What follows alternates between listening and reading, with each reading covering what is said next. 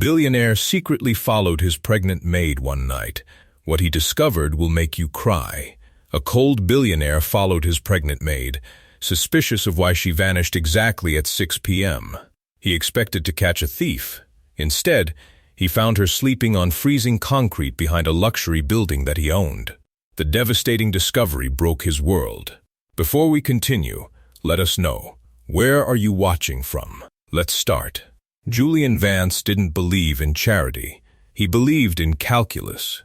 As the CEO of Vance Properties, he viewed the world through the lens of efficiency and return on investment. If a building wasn't performing, you renovated it. If an employee wasn't performing, you replaced them. It was a cold, hard logic that had made him a billionaire by 35. But for the last 3 weeks, his logic had been failing him. The error in his system was Sarah, his housekeeper. Sarah was a quiet presence in his penthouse, a black woman in her late 20s. She moved through his glass and steel home like a shadow. She was always immaculate in her black uniform, white apron, and white headband. But lately, the shadow had become slow, heavy. She was visibly pregnant, 7 months, perhaps 8. Julian watched her from his home office, pretending to read reports. He saw things he wasn't supposed to see. He saw her grimace when she bent down to pick up a piece of lint. He saw her pause in the hallway, pressing a hand to the small of her back, her eyes squeezed shut in silent agony, before composing herself the second she thought he was looking. "Is everything satisfactory, Mr. Vance?" she would ask, her voice steady, but her eyes terrified. "Fine, Sarah." "Just fine," he would reply, dismissing her. But it wasn't fine. There were other anomalies. The food. Julian often hosted catered lunches for his executives. Trays of high-end sandwiches, fruit tarts, and imported cheeses often went untouched. Usually these were thrown away. Lately, they vanished. And the time Sarah never stayed a minute past 6 p.m., not because she was eager to leave, but because she had no choice. She moved with a heavy, painful slowness, her swollen ankles turning every step into a negotiation with gravity. She had to leave exactly on time, just to make the short journey before her body gave out. One Tuesday in late October, the curiosity finally outweighed the calculus. It was a crisp, windy afternoon. The sun was beginning its descent, casting long golden shadows between the skyscrapers. Julian stood on his balcony and watched Sarah exit the service door of his building. She didn't head toward the subway station. She didn't walk toward the bus stop. She adjusted her backpack, wrapped her thin cardigan tighter around her belly, and turned left, walking deeper into the city's commercial district. Julian grabbed his coat. He didn't call his driver. He didn't take his keys. He simply took the elevator down and stepped out onto the street. He followed her. He kept a half-block distance. He felt ridiculous. A billionaire in a $3,000 suit stalking his pregnant housekeeper on a Tuesday afternoon. But he couldn't stop. Sarah walked slowly. Her gait was uneven, a waddle of exhaustion. Every few minutes, she stopped to lean against a building facade, catching her breath. People rushed past her, eyes glued to their phones, ignoring the woman, struggling to put one foot in front of the other.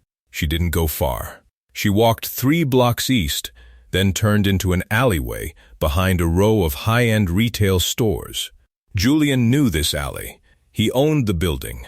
It housed a luxury handbag boutique on the ground floor. He stopped at the corner, peering around the brick edge.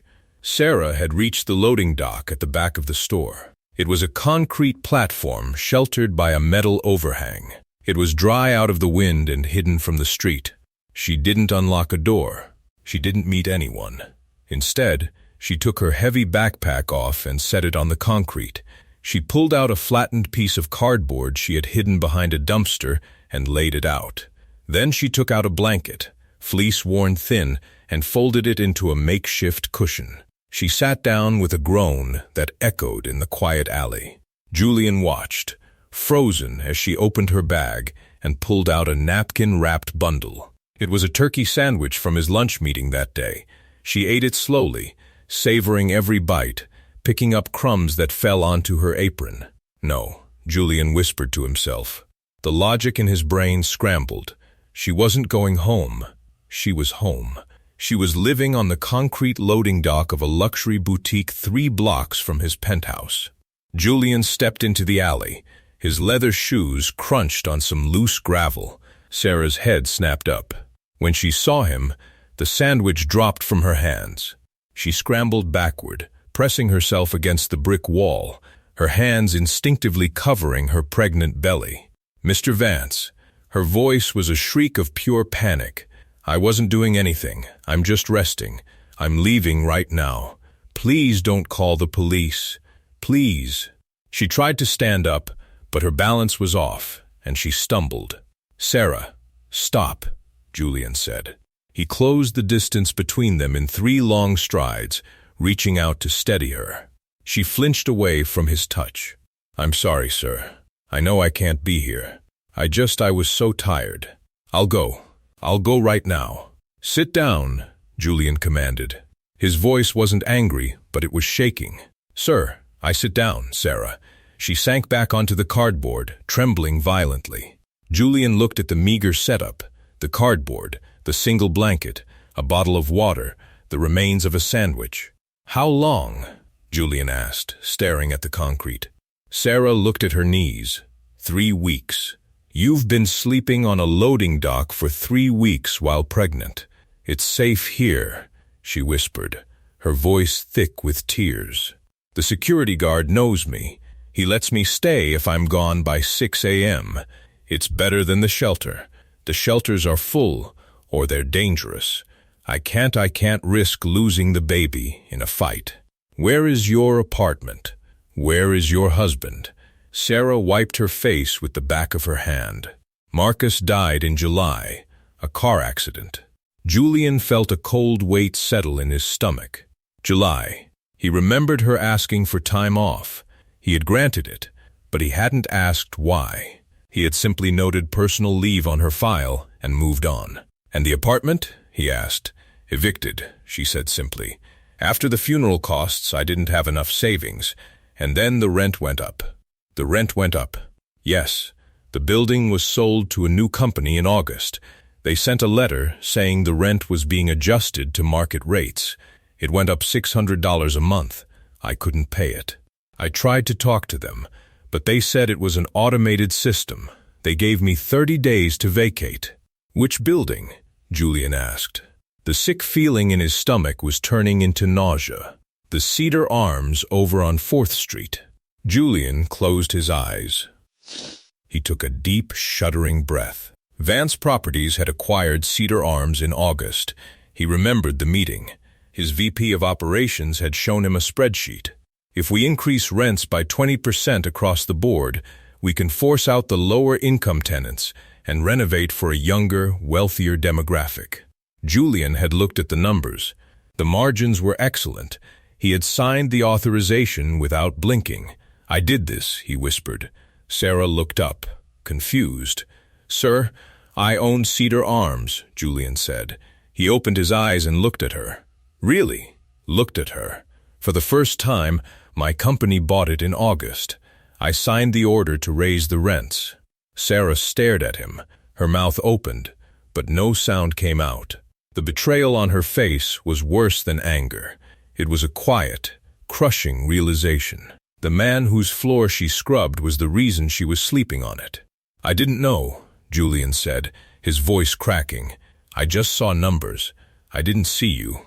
"I wrote a letter," Sarah whispered, "to the management, explaining that I was pregnant, that my husband had just died, asking for an extension." "I never saw it," Julian said. "My staff, they filter those things out to keep me efficient." Efficiency? The word tasted like bile in his throat. His efficiency had stripped a widow of her home and forced her to sleep on concrete while carrying a child. Julian looked at the darkening sky. The wind was picking up. "Get your things," he said. "What?" "Pack your bags, Sarah. We are leaving." "Mr. Vance, I can't lose this job," she pleaded, tears spilling over again. If you fire me, I have nothing. I can't go anywhere else. I'm not firing you, Julian said furiously, not at her, but at himself. But you are not sleeping here. Not tonight. Not ever again. He reached down and picked up her backpack. It was heavy. He thought about her carrying this, plus the weight of the baby walking 3 blocks every day to hide her poverty from him. Come with me. Where are we going? To my house. The guest wing is empty. It has a bed. It has heat. It has a lock on the door. I can't stay with you, sir. It's not right. What isn't right, Julian snapped, is that I have 5 empty bedrooms, and my housekeeper is sleeping in an alley because I wanted a better profit margin. He offered her his hand. She hesitated, looking at his manicured fingers, then at her own rough, work-worn hand. She took it. He pulled her up. She was heavy, exhausted, and swaying on her feet. "Can you walk?" he asked gently. "Yes, I think so. We'll go slow." They walked back to the penthouse in silence. This time, Julian didn't walk ahead. He walked beside her, shielding her from the wind with his body.